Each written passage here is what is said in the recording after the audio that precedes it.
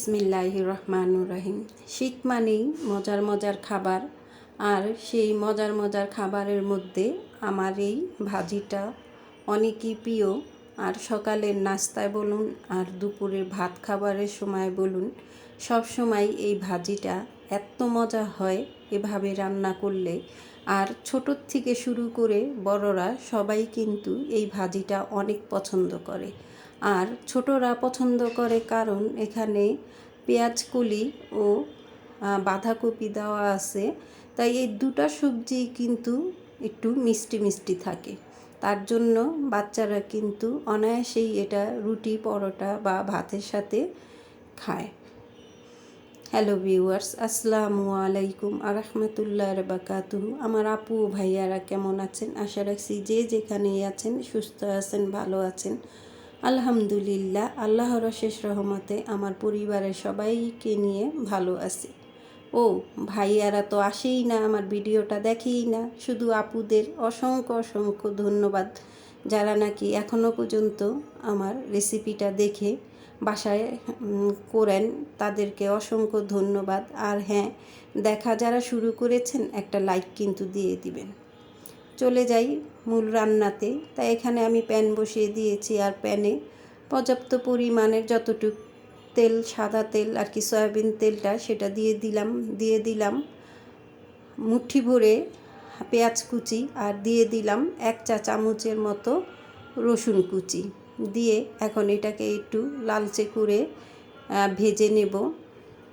পেঁয়াজটা ভাজতে ভাজতে এখন এখানে অ্যাড করে দিব একবারে ছোট ছোট চিংড়ি মাছ। তো বেশ কিছুই চিংড়ি মাছ ছিল, তাই আমি আর কি সবটুকু নিতে পারি নাই, তার জন্য কিছুটা নিয়েছি আর কিছুটা আমি পাটায় পিষে ওটার পানিটা আর কি, যেটা নাকি রসটা বের হয়, সেই রসটা আমি এখানে অ্যাড করে দিয়েছি। এখনও পর্যন্ত অ্যাড করিনি আর কি। এখন আমি এক এক করে একটু মশলাগুলো দিয়ে দিব। চিংড়ি মাছগুলো পেঁয়াজের সাথে ভেজে নিয়েছি। তো মশলা বলতে হলুদ, মরিচ, ধনিয়া, জিরা সব কিছুই একবারে আধা চা চামচের মতো হবে এরকম করে দিয়ে, তারপরে আমি সেই যে চিংড়ি মাছের যে রসটা সেটা আর কি আমি এখানে দিয়ে দিলাম। এটা দেওয়াতেই এই পর্যায়ে এসে এরকম একটা সুন্দর স্মেল বের হয়েছে যে কি বলবো, একবারে পাগল করার মতো একটা আর কি স্মেল, যে মনে হচ্ছে যে এখনই মনে হয় খেয়ে ফেলি, রান্নাটা হয়তো হয়ে গেছে। আসলে কিন্তু তা নয়। তাই এখন আমি সেই মশলাগুলো পরিমাণ মতো লবণ দিয়ে এখন আমি ভালো মতো ভাজা ভাজা করে নিব। আর এই কাজটা তো সবাই পারেন, যত বেশি মশলা কষানো হয় ততই কিন্তু আমাদের রান্নার স্বাদটা বেড়ে যায়। তাই ভালো মতো ভাজা হয়ে গেছে, এখানে আমি এখন পেঁয়াজ কলিগুলো অ্যাড করে দিচ্ছি।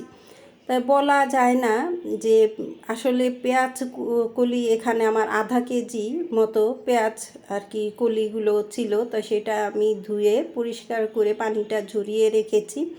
এখন এই পর্যায়ে এসে আমি এটাকে মিক্স করে দিয়ে দিব এখানে বাঁধাকপি।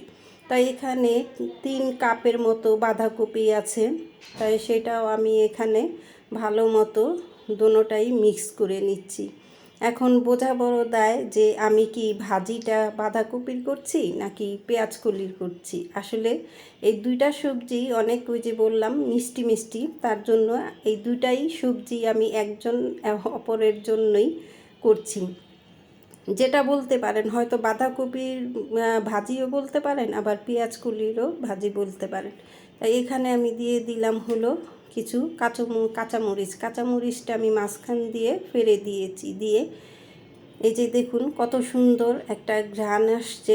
তাই কাঁচামরিচটা দিয়ে আবারও আমি নেড়ে চেড়ে এখানে কিছু অফ ক্যামেরায় আমি ধনিয়া পাতা দিয়ে দিয়েছি। এই পর্যায়ে এসে অবশ্যই ধনিয়া পাতা দিবেন। তা আমার রান্নাটা সম্পূর্ণ শেষ।